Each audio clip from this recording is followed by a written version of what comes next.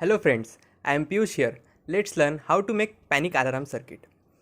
There can be many sudden situations of panic. It could be because of any intruder entering in your house or bad health status. Situation can be vary person to person. During such emergencies, we might be unable to intimate to people around us. In this video, we will learn how to make simple panic alarm circuit, which can help us to intimate other regarding our bad situation without any delay.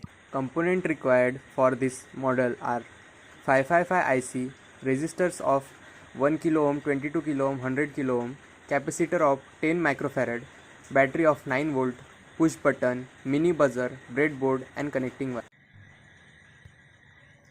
This circuit is made with a low-cost hardware using IC555 timer, buzzer, a few resistor and capacitor. It is made with to be working reliably.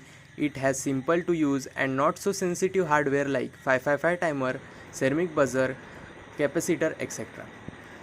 It is very user friendly with a single button to be pressed to handle the panicking situation without any trouble. So let's learn its working. The IC555 is used in a stable mode with the frequency depending on the value of resistor and capacitor.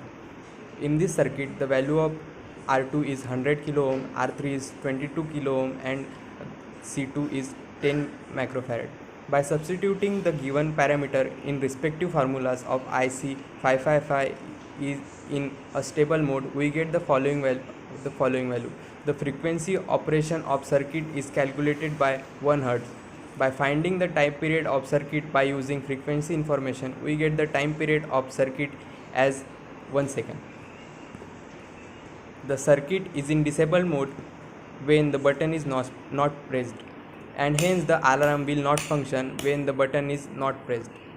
This happens only when button is pressed, and button can be made up of plastic enclosure to have better visibility and ease of access to it.